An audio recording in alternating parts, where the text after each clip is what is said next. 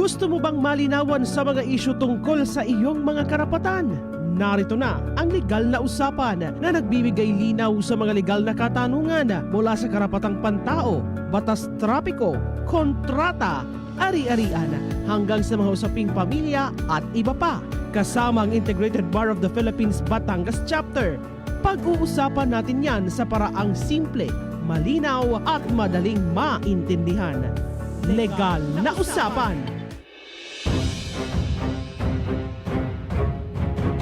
Kabrigada, nagbabalik tayo sa ating programa. Isang minuto mga kabrigada makalipas ang alas 8 ng umaga at ang oras na yan mga kabrigada yanatid sa atin ng ating Yummy Vita. Yan. Alam nyo mga kabrigada, bilang isang nanay, konting ubo lang, konting sipon lang mga kabrigada ng ating mga chikiting. Paniki na agad tayo. Oo. Yung tipong, hala, bakit ganoon? Anong nagawa ko? Anong naging mali? Bakit na obo? Bakit may pasinghot-singhot na? Diba? Normal po yung ganyan mga kabrigada kasi nanay tayo kasi magulang tayo. Ganoon po talaga. Pero mga kabrigada, para mas maging kampante ka na kumbaga baka may hindi ako nagawa, baka or nagkakaroon ka na ng guilt mga kabrigada sa iyong sarili na baka may pagkukulang ka bilang isang nanay, bilang isang magulang mga kabrigada sa iyong mga chikiting. Nako mga kabrigada, dapat yung vitamins na pinapainom ninyo mga kabrigada ay solid. Yan. Nakapagbibigay hindi lang po mga kabrigada ng nutrisyon para sa kanilang overall development, kundi mga kabrigada protection na din laban sa anumang mga sakit mga kabrigada, lalo na dulot ng malamig na panahon, pabago-bago po mga kabrigadang panahon, or minsan mga kabrigada yung may mga nakakalaro na may mga sipon, may mga ubo. Yon, hindi kayo magwo-worry mga kabrigada na sila ay mahahawaan. Dahil po mga kabrigada ang ating Yummy Vita ay meron po yan mga kabrigadang bitamina. Oo, na makatutulong po mga kabrigada para mapalakas ang kanilang immune system mga kabrigada at syempre mga kabrigada maprotektahan sila. Yan. Sa mga ganyan na mga pagkakataon na hindi na rin po natin kayang pang-kontrolin bilang isang magulang. Kasi pangit naman mga kabrigada na laging pagbabawalan mo na lang. Kukontrolin mo yung galaw ng inyong anak. So hindi niya ma-enjoy yung pagiging bata. Kaya mas maigi mga kabrigada na proteksyonan ho natin sila. Oo. Nang sa gayon po mga kabrigada ay worry-free tayo mga kabrigada at alam mong kampante. Oo, kampante ka mga kabrigada na kahit man sino man ang makasalamuhan niya, ano man ang mangyari, siya ay protektado. Ang ating Yummy Vit mga kabrigada ay pwede po yan ha. Meron po yan mga kabrigada para sa 6 months hanggang 2 years old, which is yung ating Yummy Vit Oral Drops. Meron din po yan mga kabrigada para sa 3 years old to 15 years old, ang ating Yummy Vit Syrup naman. Yan. Uy, masarap yan ha. Nakatikim ako. Yung vitamins ng anak ko Yummy Vit, tinikman ko rin nung nakaraan. Ganun? Masarap pala yung lemon flavor. Kaya naman mga kabrigada ha. Ang ating Yummy Vit ay available po yan sa mga autorisadong butika at parmasya na matatagpuan sa inyong mga lugar. Sa Carl Andre Drugstore, meron ho yan mga kabrigada. Sa South Star Drugs, sa Mercury Drugs, sa The Generics Pharmacy at sa Generica. And even mga kabrigada online sa pamamagitan po yan ng Shopee, ng Lazada at ng Brigada Shop. Type ko yan. Sige mga kabrigada, dire-diretso na tayo sa ating pag-uusapan ngayong umaga. Pero ipapakilala muna natin ang ating mga kasama mga kabrigada sa programa ngayong umaga. Yan. Unahin natin ipakilala si Attorney Mary Monet Zabarte. Yan. Hello, good morning. Magandang umaga po sa ating mga viewers, makikinig. Good morning po. Good morning, Attorney. Si Attorney, naging suki na rin natin. Si Attorney Cristel Contreras. Hello po, magandang umaga po sa ating mga kabirigada. Po. At ito na, pinakasuki na natin, si Attorney Joel Atienza. Magandang umaga po ulit sa inyong lahat at sa lahat ng mga nanonood at saka nakikinig sa ating programa ngayong umagang ito. Magandang umaga po. Yes. At syempre mga kabrigada, pag-uusapan natin last will and testament. Yan. Sa mga gustong magbigay na ng katanungan, sige lang, i-comment nyo lang sa ating Facebook page sa live po natin mga kabrigada. Huwag nyo i-message sa ating page dahil mababasa ko yan mga kabrigada after pa ng programa, so hindi na natin mababasa pa mamaya. So, mas maigi po mga kabrigada na i-comment nyo na lang sa ating Facebook Live na nangyayari po ngayon o kaya naman sa ating text line number. Okay? Sige, simulan na ho natin. At medyo madami-dami yung ating mga tanong na naihanda ngayong umaga. Baka hindi naabutin yung iba pa. Pero simulan po natin muna sa ano po ba ang Last Will and Testament at bakit po mahalaga na gumawa nito habang buhay pa? Apo. Yung atin pong Last Will and Testament, yun po ay isang document kung saan inihahayag ng isang tao kung paano niya gustong hatiin yung kanyang may iwan na ari-arian. Minsan po, isinasama na rin kung paano nila gustong ma-handle after death. Mahalaga po na meron tayong Last Will and Testament kasi sa mga instances po na walang Last Will, mas madalas pong doon nagkakaroon ng away-away ang mga pamilya dahil po nagiging problema kung paano nila hahatiin yung may iwan para sa kanila. Attorney Mary. Yun. Yes po, tama po yung sinabi ni attorney na ito ang importance po ng Last Will and Testament is syempre upang maiwasan yung pag-aaway, and sa practice po namin ito yung laging nagiging problema. Kapag namatay na si ganyan, pupunta sa amin, sabihin na nagkaroon ng kamkaman ng lupa, ng mga ganyan. So, kung may Last Will and Testament po tayo, makikita po talaga natin kung ano yung intent na tinatawag ng mga mahal natin sa buhay na mayapa na. Makikita natin kung sino ba talaga yung kanino ba dapat mapunta yung mga ari-arian na naiwan niya. Hindi lang po ito sa lupa, pati po yung mga personal na mga kagamitan, kagaya ng mga ng bahay o ng mga Sasakyan. alahas, sasakyan, yung mga ganyan po. So, yun po yung importance kung bakit kailangan gumawa ng Last Will and Testament. Attorney Joel, ikaw po ba ay may idadagdag? Sang-ayon po ako doon sa sinabi ng dalawang kasama.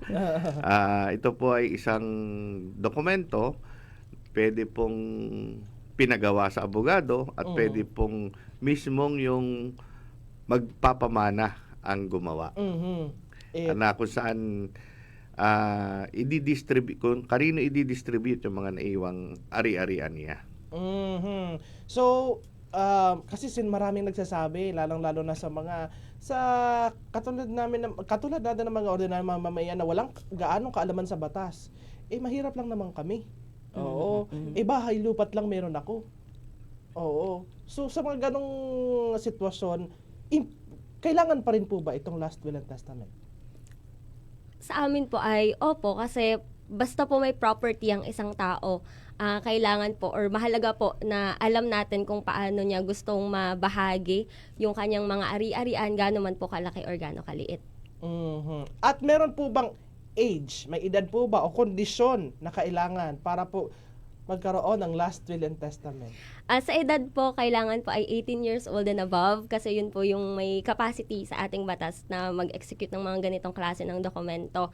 At ang isa pa po ay kailangan siya po ay of sound mind. Ibig sabihin po nasa wastong kaisipan nung in-execute niya po ang kanyang Last Will and Testament. Opo. And doon tayo sa susunod na katanong. Paano po hinahandle ng batas ang last will? Pag ang magbibigay po ng last will ay may sakit, may edad na, or malapit na pong mawala sa mundong ibabaw? Kabrigada Mel, ang importante po dito, kagaya po ng sinabi ni attorney, is 18 years of age of sound mind. Ibig sabihin, nasa tamang pag-iisip po siya at the time na ginagawa yung will.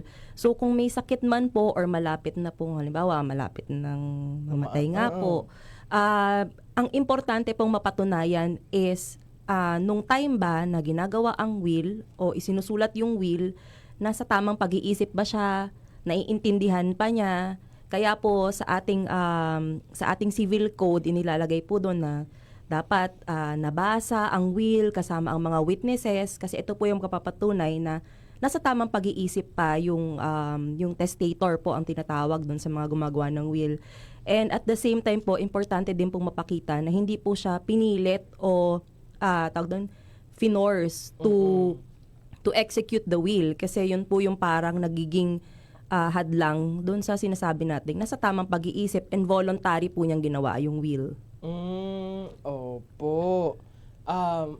may karagdagan pa po ba? Okay na? Sige. Opo. So, pag ganoon pala. So, kailangan po ba, dapat po bang mayroong abogado kapag gumagawa ng will? Katulad po nung nabanggit kanina ni Attorney Joel, meron po kasi tayong two forms of will. Yung isa po ay notarial, yun po yung ipapagawa sa abogado. At yung isa naman po ay holographic. Yung holographic po, yung mismong magpapamana ang gumawa, handwritten, dated po. Hindi po kailangan ng abogado kapag holographic will. Hindi nga rin po kailangan ng witness. O doon sa dalawang iyon, attorney, na nabanggit mo, alin po yung mas ligtas doon? Mas safe po for me ang notarial will. Kasi ma-observe po yung formalities dahil po may tulong ng isang abogado. So, pati po siguro yung magiging testamentary dispositions, mache-check din po ng abogado kung valid po ba or not. So, mas safe po ang notarial will. Oo. Eto po, ano po ang pwedeng ilagay sa isang last will at ano po ang hindi pwede? Syempre po sa last will, unang-una yung mga properties na mga lupa, bahay. So pwede po yung ilagay mga kagaya po na sinabi kanina, alahas, negosyo, pwede rin po ilagay ang negosyo sa last will and testament kung sino po ang magmamana ng negosyo.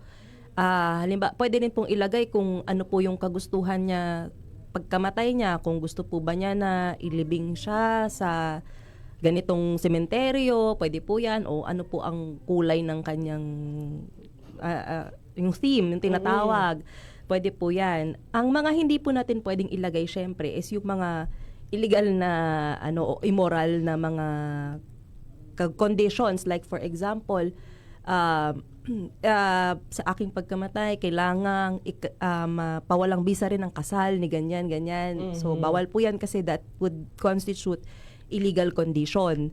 Hindi rin po pwedeng ipamana ang hindi mo naman pagmamay-ari. Halimbawa, ipapamana mo ang katabing lupa na hindi naman nakapangalan sa'yo. Bawal po yun. So, yun yung mga hindi po pwedeng ipamana. Baka silagay sa will, dahil patay na ako, yung asawa ko, doon na po sa kapatid ko. Yeah. Ay, papanik yun. Hindi pwede yun. Opo. So, kailan po nagiging epektibo ang last will? Kapag napirmahan po ba, ibig sabihin, effective na ito?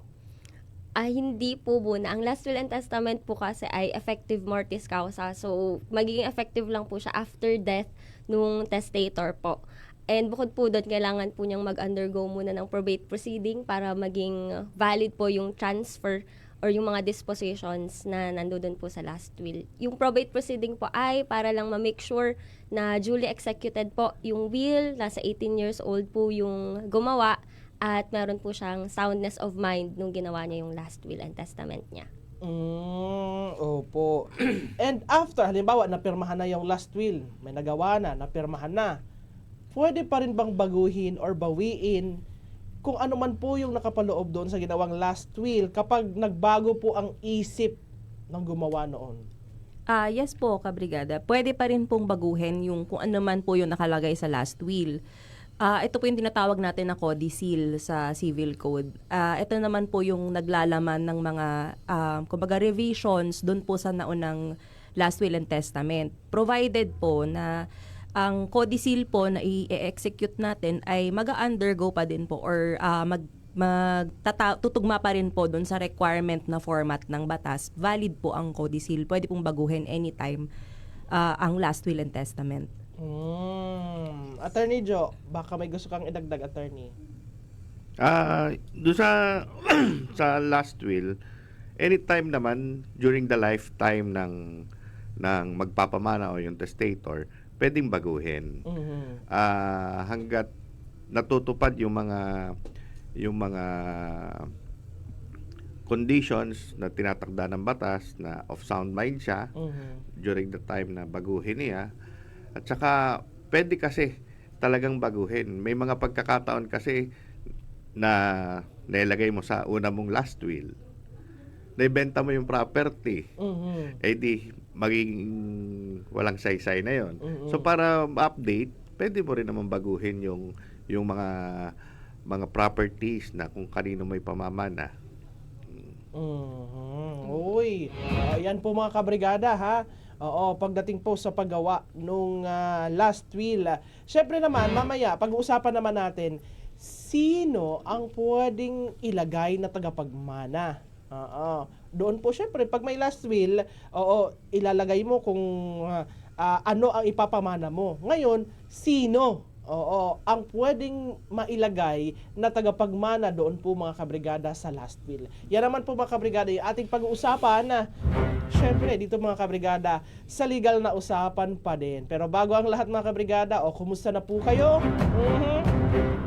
Last will ang pinag-uusapan. Pero hindi naman po mga kabrigada ibig sabihin noon, marami kasi paniwala kasi mga kabrigada sa ating mga Pilipino na kapag nagkakaroon ng ganyan, last will, ihahabilin yung mga maiiwan, parang pangit ba? Parang tabu. Oo, na iniisip sa atin mga kabrigada. Which is, kung tutuusin, kung titingnan natin mga kabrigada, sa legal na perception, o legal perception mga kabrigada, napaka ganda mga kabrigada kung meron na putar kasi maiiwasan yung pagkakaroon ng away-away sa loob ng pamilya, lalang-lalo na kung marami kang maipamamana. Sana all maraming ipapamana. Paano yan? Wag lang siguro mga kabrigada ipapamana ilalagay mo sa last will puro problema Ganon? parang sasabihin ng kamag-anak mo, sa iyo na lang yan. Pati utang. Pwede ba yun? Attorney, pwede ba yun ilagay sa last will? Pwede Yung magbabayad naman. ng Kaso, utang. kasi yan, pagdating sa probate proceedings na sinasabi para sa sa pagpapatibay ng last will, so ang hukuman na rin ang magsasabi kung paano babayaran. Yun. Kaya kung maraming utang, tapos yun na lang ipapamana mo, ay may sabi nga ni na attorney, may probate proceedings pa or pagpapatibay mga kabrigada yung last will na ginawa mo. Okay? Pero ito muna, kailangan muna natin mga kabrigada patibayin muna ang ating kalusugan nang sa ganun may last will ka man, hindi agad mga kabrigada ma-implement, ma-execute. Ganon? Palakasin niyo muna mga kabrigada ang inyong kalusugan. Napaka-importante ho yan. Sa pamamagitan ng ating Power Cells Herbal Capsule mga kabrigada, tuldo ka ng sakit dahil ikaw ang sandigan. Kabrigada, alas 8:21 na ng umaga at ang oras na yan mga kabrigada inatid po sa atin ang ating Standout ES4 Multivitamins Capsule. Yan naman po mga kabrigada yung mga vitamina para po sa ating mga teenager na anak. Malaking tulong mga kabrigada para po mga kabrigada sa kanilang overall health mga kabrigada. Yan. Dahil hindi ibig sabihin na teenager na sila ay kaya na nila ang buhay nila. Yan. Diba? Diyan po kasi mga kabrigada, minsan sa teenage years, karamihan po talaga na magulang at mga anak ay nagkakaroon lagi ng misunderstanding. Dahil syempre bilang isang teenager, gusto nila na maramdaman nila yung pagiging independent sa magulang nila. Kahit minsan ay hindi pa naman dapat. Sana naman sa ating mga magulang, siguro ay habaan na lang muna natin yung ating pasensya sa kanila at unawain na lang muna natin dahil nasa stage po sila mga kabrigada na nagkakaroon din po sila ng development pa. Hindi lang pagdating po mga kabrigada sa kanilang kalusugan, kundi maging pagdating po sa kanilang mga kabrigada na kaisipan, mga idea mga kabrigada sa buhay ba. So dapat tayong mga magulang kahit na gusto ng mga anak natin ng mga teenager nating anak na maging independent sila sa inyo, wag nyo naman na parang hayaan nyo na laang, 'di ba? Tayo ay kailangan magbigay ng guide sa kanila at suporta mga kabrigada sa pamamagitan po ng kahit na laang pagbigay baga ng ng isang capsule ng Standout ES4, 'di ba? Simple lang mga kabrigada pero talagang tumatatak.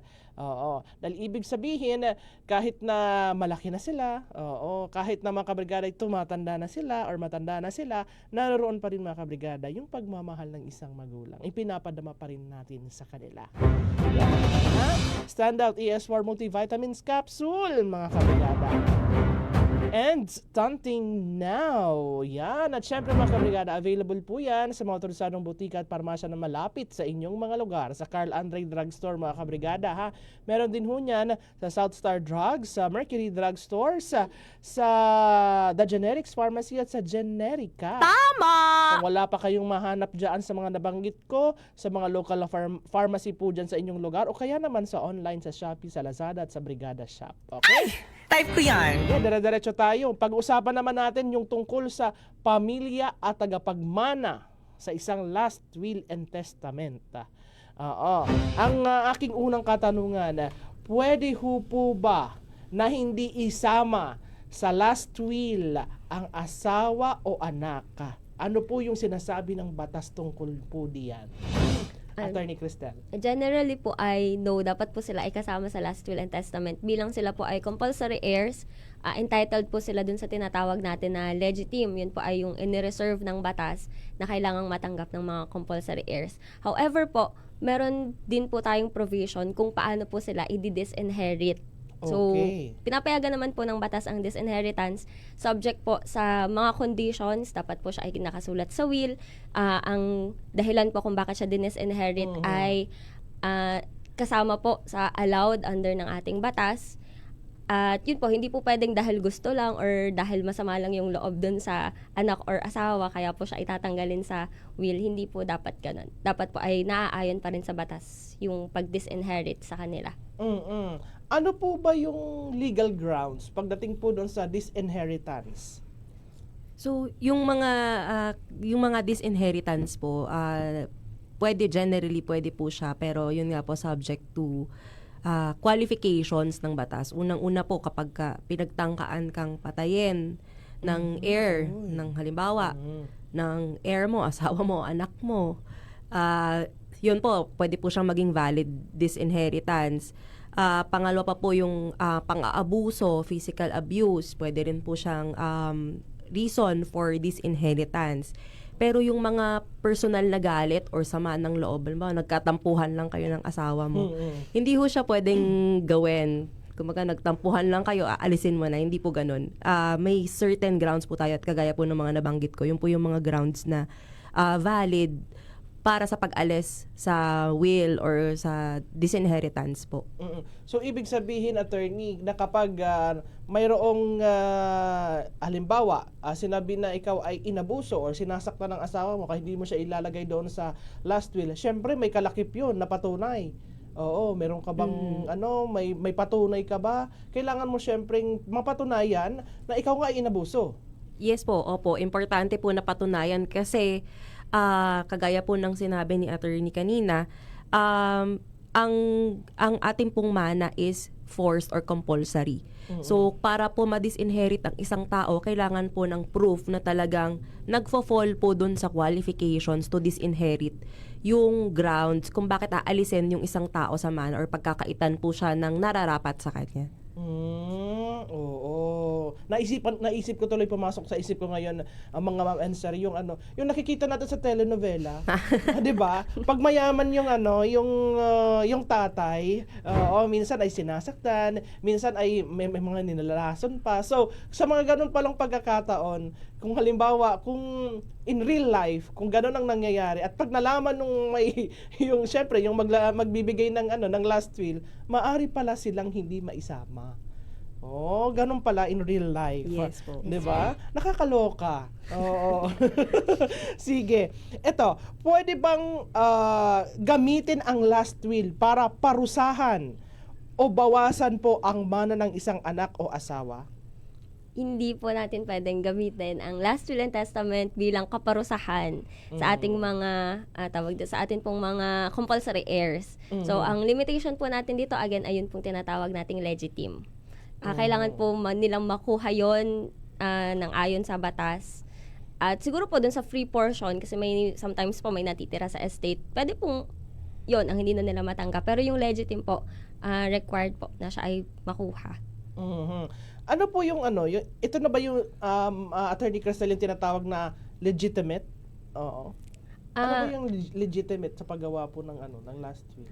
Ang legitime po ay yung reserve na Okay. properties na kailangang Oh. I mean, in-reserve po ng batas para sa mga compulsory heirs. Oh. Like, may portions po siya talaga na nakalaan. Like, kapag po anak, half ng estate nung namatay ang paghahatian. Tama po. Tama. Oo. Tapos kapag, paano kung marami pong anak, hindi hati-hati sila doon sa estate? Yes po. Oh. So, Ganito yan Apo. kasi Brigada Mel. Halimbawa, may naiwang pang-ari-arian yung testator. Kalahati usually nun ng kabuang estate ay yung tinatawag na legitim na inire-reserve ng batas para do sa mga compulsory na tagapagmana. Yung the other half, yung kalahati, is yung tinatawag na free portion. Pwede yun kahit kanino ibigay ng testator. Oh. Pwede doon din sa mga compulsory heirs niya kung in the absence nung na pinangalanan niya kung kanino mapupunta yung free portion. Yung free portion pwedeng ibigay gaya ng sinabi ko kanina kahit kanino or pwede sa foundation, Mga charity. pwede yan ibigay ng testator doon sa kahit kanino, kahit hindi mo kamag-anak o hindi compulsory heir. As long as nasunod lahat ng mga conditions sa paggagawa ng isang notarial will at nakalusot doon sa probate proceedings. Okay, malinaw, attorney. So, paano po kung sinadyang hindi banggitin or isama po sa last will lang isang compulsory heir, automatic bang void yung will o partial lang po? Hindi po automatically void agad yung will. Bale, partial lang po as to the portion nung hindi na isamang anak. Kagaya nga po nung sinabi kanina, meron po tayong tinatawag na legitim. At ito po yung naka-reserve na portion para dun sa anak or sa heir. So, hindi po automatically void or invalid ang will, pero partially invalid lang po siya as to the omitted heir. Ay, pwede pala yun. So, kung hindi babanggitin, may pag-asa pa ba yung hindi na isama na heir na makasama siya, na mapamanahan siya? Yes po, yung sa legitim po na tinatawag kasi hindi mo po yun maiaalis doon sa heir, yung karapatan po niya doon sa naka-reserve na portion po talaga sa kanya. So kahit po wala siya sa will, as long as intact or makukuha niya yung share niya doon sa legitim, valid pa rin po yun. Yun. Ito, paano po kung may anak sa labas or may adopted child? May karapatan din po ba sila sa mana na maiiwan? Yes po. Kapag po anak sa labas or illegitimate child, ang legitim po nila ay half ng share ng isang legitimate child. So, for example po, ang isang child ay makakakuha ng 500,000 pesos. So, ang isa pong illegitimate child ay makakakuha ng 250,000 pesos. Ang adopted child naman po ay nasa posisyon ng isang legitimate child. So, Okay. yun po. Oy, ganun pala. Oo. So, madugo nga pala talaga, ano? Oh, madugo po pala talaga. Kaya, nako, ngayon ko na-realize na kapag mayaman ka, hindi lang pala, may problema ka pa din. Oh, madami ka pa rin iisipin. Nako. Opo. Sino-sino po ang may legal standing para po mag-contest ng last will? At ano po yung common grounds po sa korte? Sige. So, Any heir po or party na affected or directly related ba tawag nila doon sa last will and testament, pwede pong i-contest yung will, yung execution ng will. Sa experience ko po, usually, kapag lagi pong ginagamit na ground dyan ay yung tinatawag nating wala sa sound mind o sa tamang pag-iisip yung testator at the time na ginagawa yung will. So, yan po. And another common ground po dyan is yung tinatawag nga po nating na-omit siya sa will or nabawasan yung dapat niyang manahin dahil sa pag-execute ng last will. So, ito yung mga grounds po na na-encounter palagi every time po na kino-contest yung last will and testament na ginawa nung testator. So, ibig sabihin, kung ikaw po ay isang compulsory heir, tapos hindi ka nakasama doon sa last will, pwede kang mag-contest, pwede mong questionin. Yes po, opo. Yun, oo. At kung yung grounds mo naman ay yung wala sa tamang pag-iisip yung gumawa ng last will, so kailangan mong patunayan yon, attorney. Opo. Tama yun. Opo. Opo. Attorney May Joel. dadagdag lang ako. Opo. Pagdating doon sa holographic will, ang malimit diyang pinagtatalunan is kung yung bagang holographic will is handwriting mismo nung testator. Opo. So kailangan diyan ay mag-produce yung mga nagko-contest doon sa will ng proof na yun talaga ay handwriting. Kasi ang mabigat diyan, walang witness pagka holographic will. So you have to, if you're going to contest o questionin mo sa yung probate proceedings, kailangan mong patunayan na hindi yun ang talagang sulat kamay nung gumawa nung holographic will. Kanina, attorney, sinasabi mo na kailangan may 3 witness. Sa notarial will, Opo. ito lamang po yung dokumento na kung saan dito sa atin sa Pilipinas, ang kinakailangan ay may 3 witnesses. Yung iba pong dokumento ay sapat na yung 2, pero ang isang notarial will, itinatakda po ng batas na ang dapat na bilang ng testigo ay hindi bababa sa 3.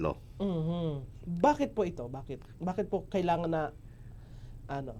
Yun po yung sinabi ng batas na talagang 3 ang testigo, at yung mga testigo po yun dapat talagang kita at saksi nung gawin at pirmahan o diniitan ng testator yung pong notarial will sa harap ng isang abogado. Oo, pwede po ba na kung sino yung nakalagay doon sa last will, siya rin ang maging witness? Bawal po yun. Hindi po pwedeng tagapagmana o ang isang testigo doon sa last will. Kahit po yung abogado, bawal lalo. Okay. Oo. So, yun ha, mga kabrigada. Kung kayo ay, minsan kasi gano'n ang tinatanong, di ba? Question minsan, lalo na pag nagko-contest. Sino ba yung kaharap na ikaw naman ay magbebenepisyo sa ganoon. So, siguro kaya gano'n din yung talagang inilagay, nakasaad sa batas para maiwasan Ako yung lamang po may idadagdag pa. Opo, Kung kayo sige, po ay attorney. may planong magkaroon o gumawa banda-banda riyan ng isang huling testamento o notarial will, sinasuggest po namin lagi na yung testigong kukunin ninyo is yung mas mahaba ang life expectancy o yung mas bata sa inyo. Kasi sila po yung mga magpapatunay pagdating sa probate proceedings. Pagka kayo po ay nawala na, yung pong mga testigo nyo magpapatunay na kayo po talaga yung gumawa ng notarial will. And speaking, attorney, of probate proceedings, gaano katagal po yung proseso, at yung gastos doon sa probate proceedings na yun, attorney? Bale, tumatagal po ng ilang buwan yung probate. Lalo, nag-extend po siya hanggang napakatagal na taon, maraming taon. Lalo na po kung contested po ang will. Yun. So, kapag kino-contest po kasi, inaakyat pa yan, inaapela hanggang sa makarating sa Supreme Court, natural po na tatagal talaga yung probate proceeding natin. Pero kung wala naman pong contest at naintindihan naman po ng lahat ng heirs yung gusto talaga ng testator, mabilis lang po, mga nasa 3 hanggang 6 na buwan matatapos po itong probate. So, sa gastos naman po, talagang magiging magastos kasi syempre may abogado pong involved, may hearings para sa probate. Pero kung mahal mo naman yung mga maiiwan mo, ba't naman natin titipirin, di ba po? So, para nga po maiwasan yung pag-aaway in future, pinakamaganda po talaga na isiguro nyo po na nasa legal po na paraan yung pag-iiwan nyo ng mamanahin sa mga heirs nyo po. Noon, mga kabrigada, ang malinaw. Kailangan, mga kabrigada, talaga sa mga ganitong pagkakataon po kasi talaga kailangan malinaw ang lahat. Mas maigi siguro, tama ba kaya ito, sir, mga ma'am na tip na bago ka gumawa ng last will, i-meeting mo na. Oo, yung mga papamanahan mo, ganito ang ibibigay ko sa iyo, ganito sa iyo. Ngayon ilalagay ko 'yan sa papel. O, 'di ba? Para alam na ng lahat. O, 'di ba? At least aware na sila sa kung ano po yung magiging laman ng last will kahit papaano. Gagawin mo na lang na legal. Oo. At pwedeng ma-execute anytime na mawala ka sa mundong ibabaw. O kaysa yung pasisikreto, tapos pagdating ng oras, ay, sakit sa ulo. O, di ba? Nag-away-away na sila. Bakit sa'yo malaki? Bakit sa akin maliit lang ang ibinigay? Ayun. Di ba? Napakahirap po ng ganoon, mga kabrigada, ha? At syempre, mga kabrigada, ipapaalala ko din muna sa inyo, ha? May break lang muna kami ng konting minuto laang. At syempre, sa ating pagbabalik, pag-uusapan naman natin, ano ba yung form at yung validity pagdating po, mga kabrigada, sa last will and testament. Yan, mga kabrigada, ha? Sige lang yung mga katanungan nyo. May nakita na akong tanong nung nakaraan kanina. Oo. May nagtatanong na po sa ating comment section at sa ating tawag dyan sa ating text line. Mamaya, bago matapos, mga kabrigada, ang ating programa, ibibigay natin yung katanungan ninyong iyan, mga kabrigada, sa ating mga kasamang abogado. Okay? Pero sa ngayon po muna, mga kabrigada, ipapaalala ko lang pa rin ang ating Power Cells Herbal Capsule, mga kabrigada. O habang nakabreak kami, uminom na kayo ng Power Cells kasi baka mamaya habang lumalalim yung ating pinag-uusapan, lalong ma-high blood kayo. Ay, ganun pala dapat yun. May ganon? Abay, mali yata yung nagawa sa akin. Oo, nalaman nyo na kaya nyo, pwede palang i-contest. Di ba? Maitanong natin mamaya sa ating pagbabalik. Kahit ba malayo na or matagal nang na-implement yung last will and testament, pwede pa bang humabol? Kasi nalaman nyo, ay parang unfair yata yun sa akin. Ay parang hindi yata ako nakasama doon sa huling habili ng aking itay. Ganoon. Hala, sige, mga kabrigada, sa ating pagbabalik. Pero sa ngayon muna, take your Power Cells Herbal Capsule, mga kabrigada. Tuldok ka ng sakit dahil ikaw ang sandigan. Kabrigada! Siyempre, mga kabrigada, ang bahaging pa rin ito ay atid sa inyo ng ating Guard C Plus with Zinc. Always protektado ang kalusugan, mga kabrigada. Saktong-sakto yan sa mga nagdadry ang mga skin ngayong panahong are. May ganon? May kalaligan. Yan, makakatulong po sa inyo, mga kabrigada, ang ating Guard C Plus with Zinc para po sa ating healthy looking skin, mga kabrigada. From inside and out. Yun, 'di ba? Dapat, mga kabrigada, yung magandang skin natin hindi lang sa panlabas, pati, mga kabrigada, dapat yung kung ano yung kagandahan ng ating estado ng ating kalusugan nagre-reflect, mga kabrigada, sa ating mga balat. Tama. Yan naman po, mga kabrigada, ang benepisyong dulot ng ating Guard C Plus with Zinc. Mayaman po, mga kabrigada, sa vitamin C na makakatulong po, mga kabrigada, sa collagen production. Yan, para po, mga kabrigada, maging younger looking, at maging healthy glowing, mga kabrigada, ating mga balat. Guard C Plus with Zinc, always protektado ang kalusugan. Available po yan sa mga otorisadong butika at parmasya na matatagpuan sa inyong mga lugar. Kay Carl Andre Drugstore, mga kabrigada, available yan. Tama! At, mga kabrigada, syempre, i-add to cart nyo na, mga kabrigada, sa Shopee at Lazada at sa Brigada Shop. Tama! Marami ng mga tanong, mga kabrigada, kung nababasa sa ating text line at sa ating Facebook Live. Sige lang, sana ay mabigyan namin ng pagkakataon mamaya.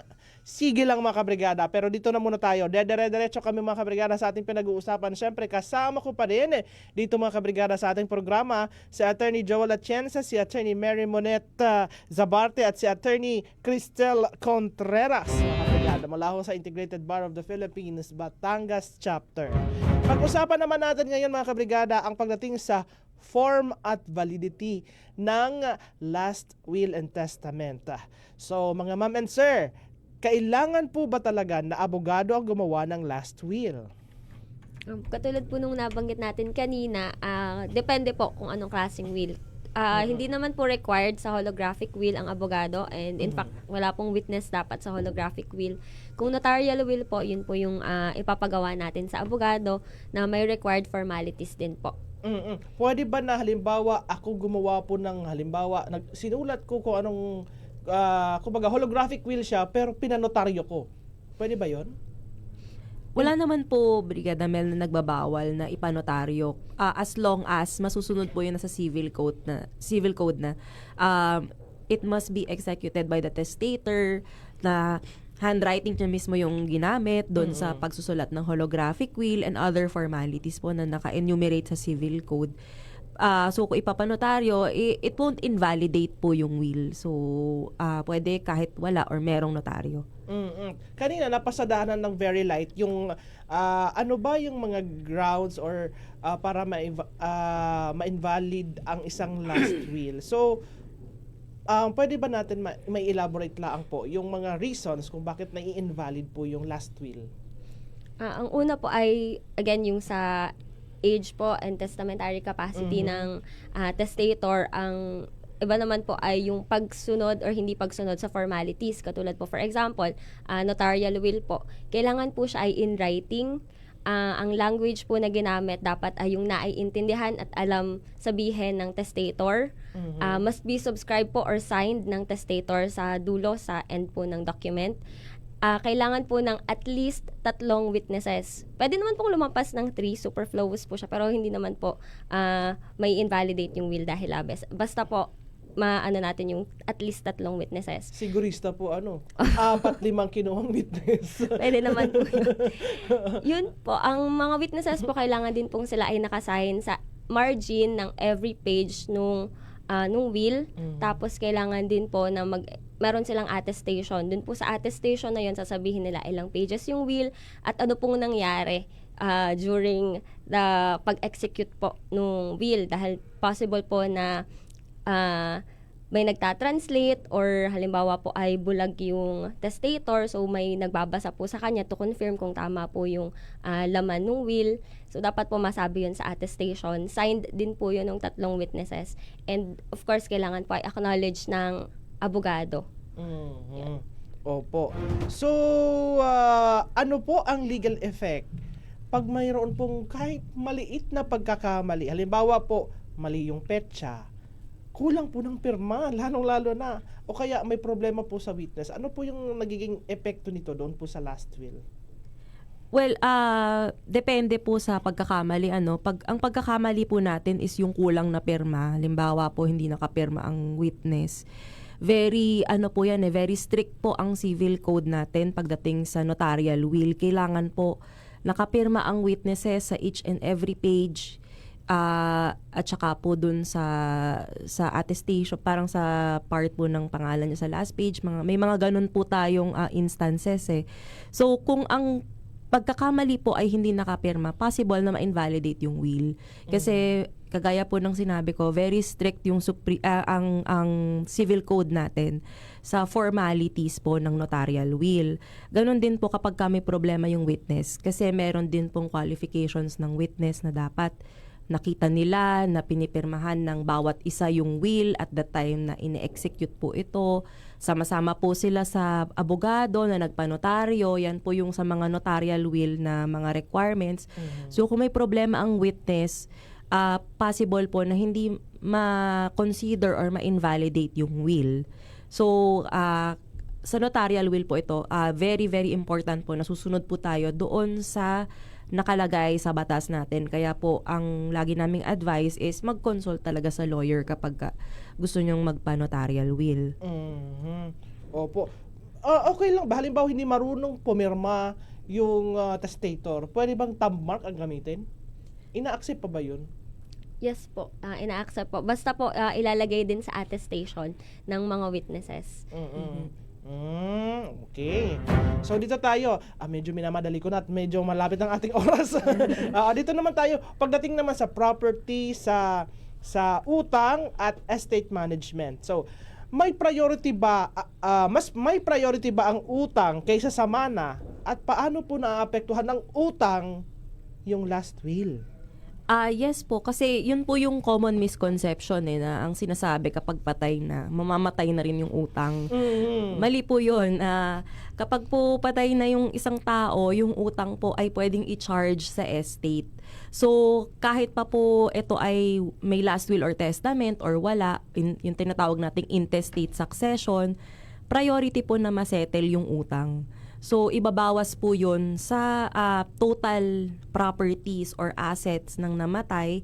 Tapos, saka po maghahati-hati yung mga heirs. Regardless kung may will o wala. Important po na unahin yung pagkakautang sa pag-aayos ng estate ng namatay. Oo, paano po kung hindi yun isinama doon sa last will, yung utang? Syempre, subject po yun. Actually, ang ating pong probate proceeding is ino-open din. May mga publication po yan na tinatawag para ma-notify yung mga creditors na tinatawag. So, syempre, hindi naman, nangyayari po talaga na hindi isinasama yung Oo. utang sa last will and testament or sa kung ano mang document na in-execute ng namatay. But the purpose of publication is to notify yung creditors. So kung may creditors man po yung namatay, yung testator, pwede po silang makiparticipate sa probate proceeding or i-contest yung paghahati-hati. Kasi kagaya nga po ng sinabi ko kanina, priority po na masettle yung debt ng namatay. So, ibig sabihin, may karapatan sila. Yes Yes po. Oh. Tsaka madagdag ko lang, Brigada Mel, from the time na malipat yung properties dun sa mga tagapagmana, the creditor still has more or less 2 years para habulin at masingil yung kanilang pinautang dun sa namatay, dun sa property na namana. Kaya yun naman is under Rule 74 ng Rules of Court na usually itinatatak sa titulo o sa tax declaration ng mga property minana. Okay. Kanina may tanong po ako kanina na what if matagal na? Halimbawa, na-implement na yung last will, na-enforce na, in effect na siya, pero late na lang nalaman or late na realize nung halimbawa isang compulsory heir na kulang pala yung na-receive niya o kaya tawag dyan, hindi pala siya nabigyan. Oo. Ng pwede bang habulin pa din yun? Pwede bang humabol pa siya sa kanyang parte doon sa mana? Yes po, pwede pa rin pong humabol yung compulsory heir. Depende din po sa circumstance.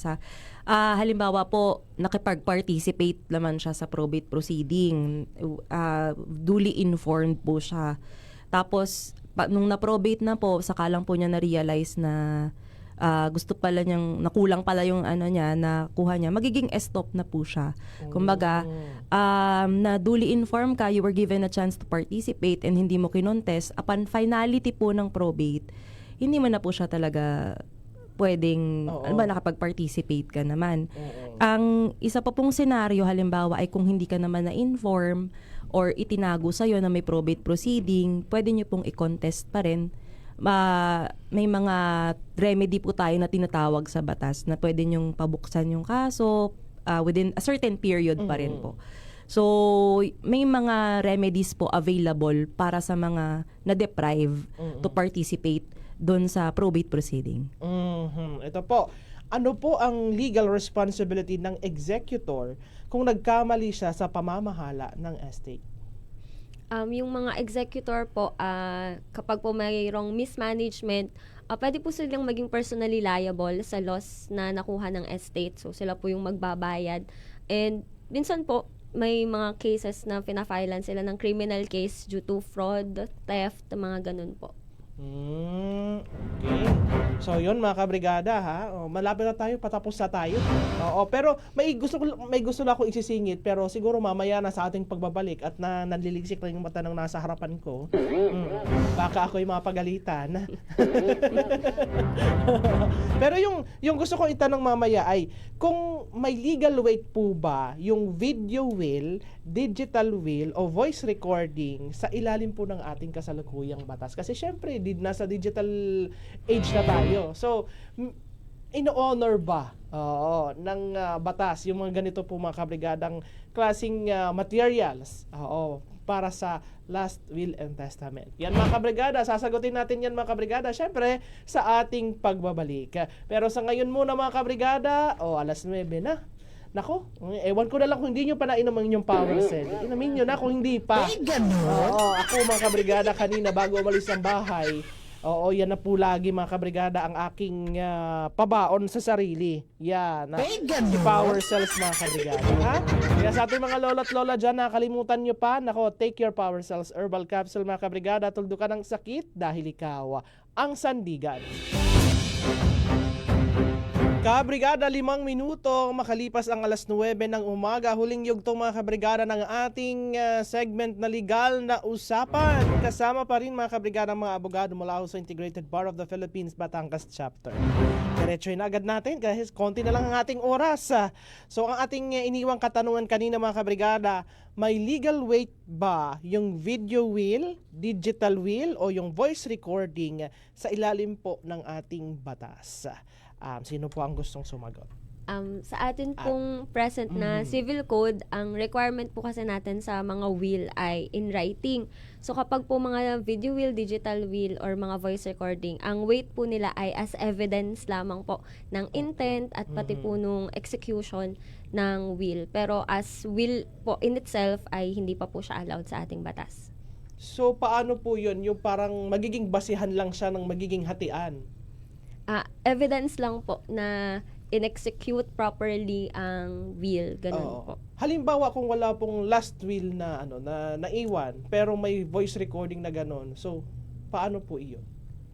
Bale, pag po halimbawa voice recording lang po ang iniwan, wala pong last will and testament, mag-intestate succession. Hindi po ito mako-consider na last will. Okay. Although, pwede pong gamitin itong reference ng heirs kung paano nila hatiin. Depende pa rin naman po talaga sa mga heirs kung i-acknowledge nila yung mga voice recording ng testator. Pero kung ipapasok po natin to as probate at sasabihin natin na last will ito ng namatay, hindi po valid kasi nasa civil code po yung formalities na dapat nakasulat, handwriting ng testator, and etc.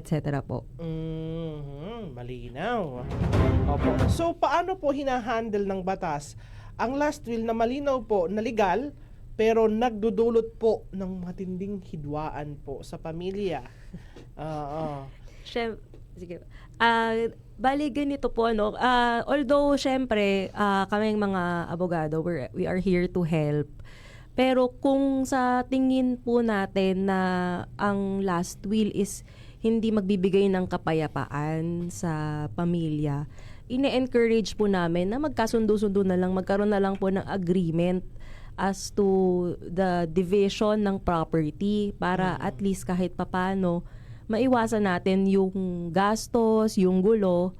So although legal po ang last will and testament and mas maganda naman po talaga na meron. But kung ito po ay magdudulot ng kaguluhan sa family, mas maganda na magkaroon na lang ng internal agreement. Oo, yung mga magmamana. Yes, opo. So in short, pwede pong hindi masunod yung last will? Ganun po ba yun? If ever na may nag-i-exist na last will, kahit magkaroon ng hidwaan sa pamilya, obligasyon po ng abogado at saka ng hukuma na hahawak ng probate proceedings kung napatunayan po na sufficient inform at saka tama po yung tinatakda ng batas with respect dun po sa legitime, susundin po ng hukuman yung last will. Okay. Kung meron man po yung pwedeng pag-usapan, siguro after na ng probate. Okay. Pero kailangan po munang tapusin yung probate kung nasunod po lahat ng requirements na itinatakda ng civil code. Yun, malinaw. So, eto na lang po. Siguro, bago tayo pumunta doon sa mga katanungan ng ating mga tagapakinig, hihingi na rin din po ako, ano po yung mga practical na payo nyo po doon sa mga gustong gumawa ng last will pero natatakot o nahihinayang po na pag-usapan po o nahihiyang pag-usapan po sa kanilang pamilya? Katulad nga po nung nabanggit kanina, kapag po kasi gumagawa ng last will, meron po tayong misconception na parang bakit pinaghahandaan mo na yung pagkawala mo sa mundo. Totoo. Pero kailangan din po kasi nating isipin na yung paghahanda po ng last will and testament ay hindi lamang po para sa atin, kundi para na rin po dun sa mga taong ating maiiwan. Dahil yun po yung magsaset ng kung paano hahatiin yung mga properties. May mga instances po, may mga cases po kasi na lumalapit sa amin na yung mga titulo ng mga lupang naman na usually nasa lolo sa talampakan pa. So kapag po ganun, kailangan po naming alamin ang order ng pagkamatay, sino-sino ang mga anak, sino-sino ang mga apo. May mga, may mga facts for information na hindi comfortable ang heirs na i-share. So para po maiwasan natin yung mga ganong sitwasyon, maggawa na po tayo ng last will and testament. Wag na po tayong matakot at wag na rin po tayong mahiya. Kasi hindi naman po yun para sa atin lamang. Opo. Attorney Mary mo na. Madagdag ko lang din po, ito po kasi ay form of responsibility din. Kumbaga, responsibilidad din po ng tao na ipamahagi ng ayos yung property na naiwan niya para po maiwasan nga po yung pag-aaway in future at saka matahimik po ang lahat. Kumbaga, maluwag sa lahat na maiiwan na nakaayos or naka-subdivide ng tama yung mga nararapat sa kanila. Kaya, importante po talaga na meron ito para po sa kalinawan ng isip, kapayapaan ng lahat. Attorney Joel. Maganda po yung merong tinatawag na estate planning. Mahirap na po sa mga panahong ito, kagaya ng mga matatanda nung una, na sasabihin sa anak o sa apo, mula dito sa ating tinatayuan hanggang sa puno ng sampalok ay ibibigay ko sa iyo. Wala naman nakarinig. Sila lang ama ang magkapulong. Hindi din naman nailagay sa papel ng tatay na sa kanya ibinibigay. Ngayon, inabot ng pagkamatay. Ay siyempre, pagka minana, kung gaano kadami ang anak na nabubuhay, o kung sino man na representa doon sa anak, ay ganon kadami ang magmamana ng lupang yun. Kahit pa ang intensyon ng magulang na namatay ay ibigay talaga, pero hindi nalagyan ng papel, hindi pa rin po mapupunta doon sa anak na pagbibigyan dapat. Kaya mahalaga po yung estate planning, and ito pong last will and testament o holographic will is one part o one form ng estate planning. Opo, malinaw. Oo, yan. Sa ating mga tagapakinig ha. Oo. Ito lamang po, dito tayo sa part na medyo heavy part. Dahil yung iba pong mga katanungan dito, napapansin ko ay medyo malayo sa ating pinag-uusapan, pero baka sakali na masagot. Sige. Ito po, unang tanong po natin. Paano po hahatiin ng magkakapatid kung walang iniwang last will and testament ang mga magulang? Ano pong dapat gawin?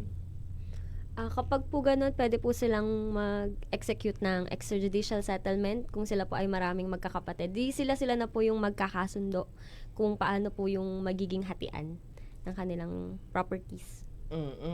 Or kung merong hindi pagkakasunduan, doon naman sa hatian at merong malimit na may isang kapatid na gusto laging nakakalamang.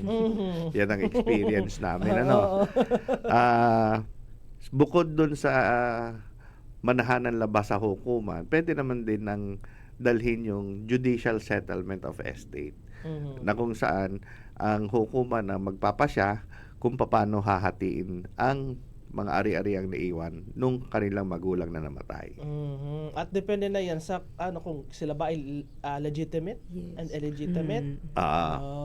Ganun din. Yung gaya na sinabi ni Attorney Cristal kanina, ang share ng isang illegitimate child ay kalahati ng isang parte ng isang lehitimong anak. Ito po. Good morning. Huwag na daw babanggitin ang kanyang pangalan. Tanong niya lang daw po kasi meron daw siyang kapirasong mana. Nakatitle na daw sa kanyang pangalan. Single. Pero meron po akong anak sa una. 2, naghiwalay na daw po sila ng asawa niya. Tapos ngayon, nagkaroon daw siya ng kinakasama, nagkaanak daw ho ng 2 uli. Bali, 4 na po yung anak niya. Ngayon po, pwede po ba lahat ng 4 kong anak maghati-hati sa kaunting naman ako? Yes po. Kasi sila po ay compulsory heir sa direct line. Tama po. Oo, Opo, tama. opo. Oo. Depende rin. Medyo Oo. kulang yung tanong. Oo. Yung pagkakahiwalay nila doon sa unang asawa, yung may May proseso. proseso ng annulment o nullity of marriage. Kasi kung sila'y legal na kasal pa, yung Lupa. yung lupa na nakalagay single, pero ikinasal sila, ay bit-bit niya nung siya ay ikasal doon sa unang asawa na naging parte na naging conjugal property. Oo. Yon. So maaari po na doon lang yon sa 2 anak at yung asawa niyang nauna. May karapatan pa rin po yung dalawang illegitimate child Oo. kung yun po ay pinanganak po sila na hindi pa po hiwalay sila nung unang asawa. So, meron pong karapatan yung illegitimate child. Mas maliit nga lang po dun sa mamanahin nung dalawang legitimate dun sa kasal, yung dalawang anak. Parang mahirap yun kasi 100 square meter lang. Maghahatian. Oo. So, tig 50, hindi nga 25 square meter na lang yung illegitimate. Depende pa nga Oo, kung kasal pa doon, valid pa yung kasal. Siya nga. Baka de facto separation lang ang nangyari. Oo. maliit. May hapol pa rin yung unang asawa. Siya nga. Oo, ayan. Sige. Oo. Kung ako sa iyo, sir, or ma'am, ayusin niyo muna yung nasa una. Oo. Kung ano man po iyan. Pero pwede bang ganoon na ganoon po yung sitwasyon pero maglalagay siya ng last will? Pwede pong mag-last will and testament pero subject nga po yun sa legitime na maiiwan. So, hindi po pwedeng bawasan or ma-impair yung portion na dapat po sa mga heirs kagaya ng asawa niya. So hindi po pwedeng bawasan kung ano man po yung kung ano man po yung naka-allocate doon sa asawa niya. Okay. Sino po kaya ang may karapatan sa naiwan naming tatay po? Kami po bang kapatid po niya sa mana? Kami ano yun? Tatay po. Kami po ba or kapatid po niya sa mana? Ang naiwan po sa mana. Kung ganyan po kasi kung may anak na po yung tatay ninyo, kayo po, 'di ba? Yes po. Kasi naibibigay laang naman po yun sa kapatid ng tatay nyo. Correct me if I am wrong, ma'am and sir, ha? Naibibigay lamang po yun sa sa kapatid ng tatay mo kung walang anak ang tatay mo. May Opo. Kung Yes wala po. na rin pong Oo, magulang. Magulang. Ang priority of succession, Brigada Mel, descendants mo na. So, ibig sabihin yung mga anak, Ako. apo, pababa. In the absence of descendants, Aakyat. you ascend, paakyat ka naman. So, yung magulang mo, kung buhay pa, mas may priority pa yon bago pa yung mga kapatid. Ang kapatid, ka-level mo, parang horizontal ang treatment diyan. So, pag wala kang descendants at wala kang ascendants, saka pa yung mga kapatid. Yun. Sana po ay malinaw po ito. Ito pa, ihahabol ko na ito mahaba-haba. Tagapakinig nyo din po ako, di na daw siya magpapakilala dahil po ang problema niya daw sa ngayon, siya po ay nakabili ng lote na, parang malayo to sa ating topic pero i-share ko na din. Na kinatayuan po ng bahay ngayon. Binigyan daw siya ng CLOA bilang patunay na kanila ang lote na napanotaryo niya na daw po sa abogado. Ang problema po ay hindi po pala kanila ang lote at ito'y pag-aari ng ibang tao. Kami po ay nagharap sa amin pong barangay 1 beses lang po. Sinabi niya na kanila ang lote. Ang kinuha ko lang po sana dini ay yun po na titulo ng lupa para po may mapasukat ako at makapagbayad ako ng buwis. Sa ngayon po ay nalaman ko na hindi po pala kasama sa CLOA na binigay nila sa akin. Ano po ba ang dapat kong gawin? Dahil po baka dumating ang araw na kunin ng tunay na may-ari ang lupa na kinatatayuan ng bahay ko ngayon. So, Ano po kaya ang pinanghahawakan nung kabilang partido na katunayan na kanila yung lupa. Klowa lang daw. Hindi, yung pong nagtatanong sa atin. Para ano na naman po kaya ang pinanghahawakan ng kabilang partido kung talagang transfer certificate of title na ba? Hindi po natin kasi alam kung ano yung pinanghahawakan, hindi po nabanggit sa tanong. Opo, ganito po. Kay 833, ang IBP Batangas po mga kabrigada, 833, may ano po sila, may free consultation po sila every Friday, 1 p.m. to 4 p.m. sa Palyokan West. Pwede nyo pong dalhin yung mga mga documents nyo din po para maipakita ninyo sa mga makakausap nyo pong abogado doon po sa opisina ng IBP. Yan. Yes, Yun. Pwede po kayong magsadya sa tanggapan ng Integrated Bar of the Philippines tuwing Biyernes. Pwede rin po. Opo. Naroon po may mga abogadong assigned doon na kung saan nagko-conduct po ng legal aid. Yes, ito po. May tanong po ako, pag nasa titulo pa nakapangalan ng lolo ng mother ko, ito ang madugo. Father side niya. Oo, lola ng mother niya. Oo, ang layo na nito. Wala na po father din ng mother ko. Pati ang kapatid ng lolo ko, dalawa lang silang magkapatid. Ang natitira na lang is 6 sila mother magkakapatid. Sa kabila naman ay 4 na lang pinsan nila at asawa. Ang layo. Ang tanong, ayan, magkano daw po ang estate tax? Yun lang. Oo. Paano po kaya yung gano'n? Ang estate tax po ay Binugo ako. may computation pong ginagawa dyan ng BIR. Depende po kung gaano nakatagal. Depende po din kung gaano yung zonal value ng property.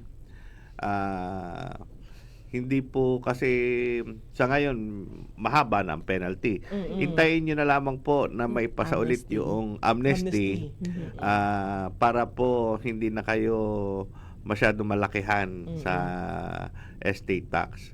At sa pagkakaalam ko po is approved na, kung hindi po ako nagkakamali, on second reading. Yes po. Yes po. So magkakaroon po ulit ng extension or panibagong amnesty para hindi na po magbayad ng penalty sa estate tax. Okay. Ito kay 816, medyo hindi ko na naintindihan at putol po yung iyong tanong. Sa susunod na laang po, kukumpletuhin po muna natin yung iyong text. Pero yan po mga kabrigada, siguro, panghuli na lamang po na mensahe, paalala at mga pagbati ninyo po, mga ma'am and sir. Go ahead po. Yes, yun lang po. Paalala lang po lagi na kung when in doubt, lumapit po sa mga lawyers kasi nandito po kami para tulungan kayo. Wag pong tipirin ng sarili dahil mas malaki po ang magagastos kapag po mali or may pagkukulang sa mga ginawa nyo. Kaya mabuti po na habang maaga magsiguro na po. Lapitan lang kami, kontakin po kami sa IBP. Punta po kayo sa IBP kung kailangan nyo po ng advice, legal advice. And binabati ko po yung husband ko, si Henry, primo, mommy, daddy ko, and mga kapatid ko. Attorney Cristel. Katulad po ng nabanggit ni attorney, kapag po hindi tayo sigurado, wag po tayong mahiya or matakot lumapit sa mga abogado. Kung natatakot po sa kabayaran, may mga legal aid services naman po tayo na pwede nating lapitan katulad ng ginagawa ng IBP Batangas Chapter. Pagbati rin po sa mga taga University of Batangas at sa BCH and Partners, mga kasama ko pong abogado. At sa mga atleta po namin ng University of Batangas, I believe may laro po ang UB football team tomorrow. Good luck po. Attorney Joel. Kung kayo po ay may mga pangangailangan sa batas o sa katanungan tungkol sa inyong mga ari-arian na maaari po makatulong ang mga abogado at gusto nyong makaalam ng tamang proseso, pwede po kayong magsadya sa mga abogadong kakilala ninyo. At kung talaga pong walang-wala kayo o indigent, pwede po kayong magsadya sa IBP Batangas Chapter sa Palyokan West. Ang akin lamang pong masasabi dito po sa ating pinag-usapan ngayon, wag po kayong matakot sa mga abogado kung sisingilin. Kagaya din po ng mga doktor, pagka tayo may nararamdaman, nagpapatingin tayo, bumabayad tayo. Ganon din po, wala pong pinagkaibang propesyon ng abogasya. Pagka pinabayaan po natin yung mga suliranin natin na dapat ay tugunan ng legal na pamamaraan, mas maganda po at mas mainam na magsadya sa abogado para hindi rin po lalong lumaki ang inyong problema. At yan po mga kabrigada, ha, maraming salamat sa mga sumabay sa ating talakayan ngayong umaga. At syempre, ako ay magbabalik pa mamaya kasi may mga pagbati kayo. Ayokong magkautang, mahirap mga kabrigada ang nasisingil ninyo. Kaya magbabalik pa ako mga kabrigada. Pero maraming salamat po sa ating mga kasama pong abogado malaho sa Integrated Bar of the Philippines, Batangas Chapter. Mga kabrigada, ha, yung power cells ninyo, overtime na. Sisingit lang. Sige, Brigada Jem. Sisingit lang ako ng konti, Brigada Jem, ha? Sige. At magbabalik pa po mga kabrigada ang inyong programa, Power Cells Herbal Capsule mga kabrigada, tuldukan ng sakit dahil ikaw ang sandigan.